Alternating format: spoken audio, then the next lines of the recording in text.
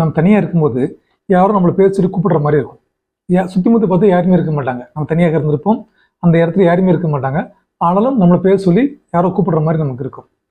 இது ராத்திரி வேலையில் நடந்துச்சுங்களேன், ஒரு பயம் உண்டாயிரும். இது பேய் தான் வந்துருக்குதோ அப்படிங்கிற மாதிரி பயப்படக்கூடியவங்களாம் இருக்கிறாங்க. இது உண்மையிலே யார் காரணம் அப்படின்னா நாம தான் காரணம். நம்மளுடைய மூளை ரொம்ப ஸ்ட்ரெஸ்ஸாக இருக்கும் போதோ, இல்லை ஒரு ரெஸ்ட்லெஸ்ஸாக இருக்கும் போதோ, ஒரு பேனிக்கில் இருக்கும் போதோ, அதுக்கு தனக்கு பழக்கமான விஷயங்கள் எல்லாத்தையும் அதுலேருந்து தப்பிச்சுக்கிறதுக்காக உருவாக்கிறோம். அந்த மாதிரி ஒரு பழக்கப்பட்ட விஷயம், நம்மளோட பேர் நமக்கு பழக்கப்பட்ட விஷயம் தானே. ஸோ நம்மளோட பேரை சொல்லி யாரோ கூப்பிடுற மாதிரி ஒரு சவுண்டை அதுவே கிரியேட் பண்ணும். இதனால தான் நமக்கு அப்படி யாரோ நம்ம சொல்லி கூப்பிடுற மாதிரி இருக்குது. இதே இன்னொரு விஷயம் இருக்குது, சிசோப்ரினியா ஒரு கேஸ் இருக்குது. அது வேற. நான் சொல்கிறது நார்மலாக இருக்கிறவங்களுக்கு, சிசோப்ரினியா அல்லாமல் நார்மலாக இருக்கக்கூடியவங்களுக்கும் இந்த மாதிரி யாராவது கூப்பிடுற மாதிரி காது கடிச்சுன்னா நீங்கள் பேய் மற்ற இது அப்படி எதுவும் நினச்சி பயந்துக்காம முதல்ல அமைதியாக பழகுங்க. நல்லா டீப் ப்ரீத் பண்ணி மூச்சை வேகமாக எடுத்து மெல்ல ரிலீஸ் பண்ணுங்கள். இது மாதிரி ஒரு 5 டைம்ஸ் பண்ணுங்கள்.